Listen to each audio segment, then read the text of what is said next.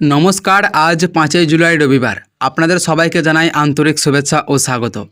আপনারা দেখছেন আজকের পশ্চিমবঙ্গের বিস্তারিত আবহাওয়ার বিশেষ প্রতিবেদন। আজকের এই দীর্ঘ প্রতিবেদনে আমরা আলোচনা করব দক্ষিণবঙ্গ ও উত্তরবঙ্গের প্রতিটি জেলার সম্ভাব্য আবহাওয়া, কোথায় হালকা বৃষ্টি, কোথায় মাঝারি থেকে ভারী বৃষ্টিপাতের সম্ভাবনা রয়েছে, কোথায় বজ্র বিদ্যুৎ সহ দমকা হাওয়া বইতে পারে।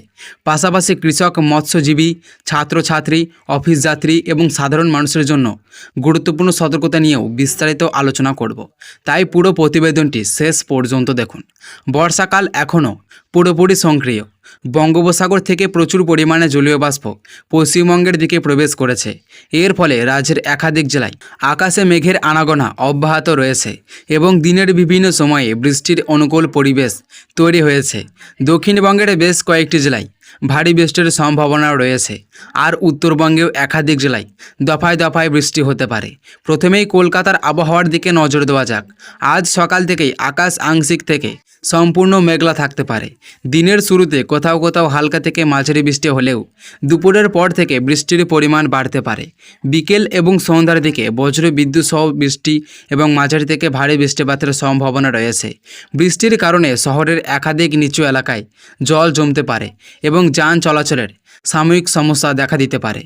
যারা আজ ছুটির দিনে পরিবার নিয়ে বাইরে বের হওয়ার পরিকল্পনা করছেন, তারা অবশ্যই বের হওয়ার আগে আবহাওয়ার আপডেট দেখে নেবেন।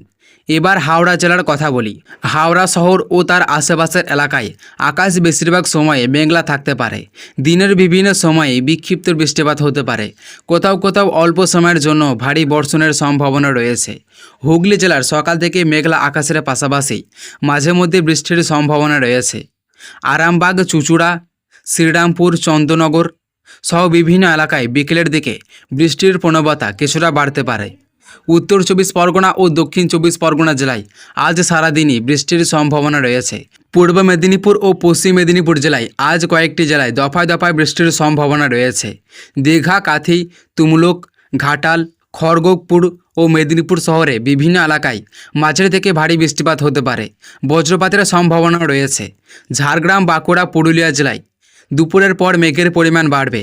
এরপর দফায় দফায় বজ্র বিদ্যুৎ সহ বৃষ্টি হতে পারে। কোথাও কোথাও অল্প সময়ের জন্য ভারী বর্ষণও হতে পারে।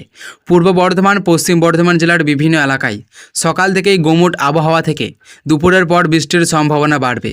দুর্গাপুর, আসানসোল, কাটোয়া, কালনা, বর্ধমান শহর এবং আশেপাশের এলাকায় বজ্রসহ বৃষ্টি হতে পারে। নদিয়া ও মুর্শিদাবাদ জেলায় দিনের বিভিন্ন সময়ে মেঘলা আকাশের পাশাপাশি বিক্ষিপ্ত বৃষ্টিপাত হতে পারে। এবার উত্তরবঙ্গের আবহাওয়ার দিকে আসা যাক। দার্জিলিং, কালিম্পং, জলপাইগুড়ি, আলিপুরদুয়ার, কোচবিহার, মালদা, উত্তর দিনাজপুর এবং দক্ষিণ দিনাজপুর জেলার বিভিন্ন এলাকায় আজ দফায় দফায় বৃষ্টি হতে পারে। পাহাড়ি এলাকায় মেঘ ও কুয়াশার কারণে দৃশ্যমানতা কমে যেতে পারে। পাহাড়ি রাস্তায় যাতায়াতের সময় বিশেষ সতর্কতা অবলম্বন করুন।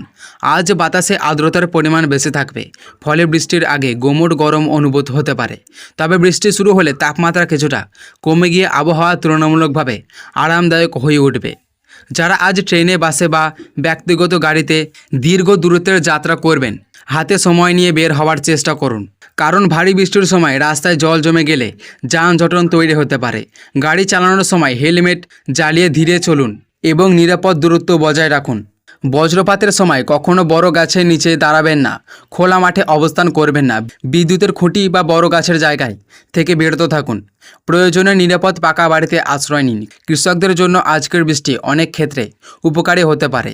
তবে যেসব এলাকায় অতিরিক্ত বৃষ্টি হবে সেখানে জমিতে জল জমে গেলে দ্রুত নিষ্কাশনের ব্যবস্থা করুন, এতে ফসলের ক্ষতির আশঙ্কা কমবে। সর্বশেষে আবারও জানিয়ে রাখি, আজ 5ই জুলাই রবিবার পশ্চিমবঙ্গের অধিকাংশ জেলায় মেঘলা আকাশ, দফায় দফায় বৃষ্টি এবং কিছু এলাকায় বজ্র বিদ্যুৎ সহ ভারী বৃষ্টির সম্ভাবনা রয়েছে। তাই সবাইকে অনুরোধ, আবহাওয়ার সর্বশেষ আপডেটের দিকে নজর রাখুন। প্রয়োজন ছাড়া অপ্রয়োজনীয় ভ্রমণ এড়িয়ে চলুন এবং নিরাপদে থাকুন। ধন্যবাদ। আবারও দেখা হবে পরবর্তী বিস্তারিত আবহাওয়ার আপডেটে। ততক্ষণ পর্যন্ত সবাই ভালো থাকুন, সুস্থ থাকুন এবং নিরাপদে থাকুন। ধন্যবাদ।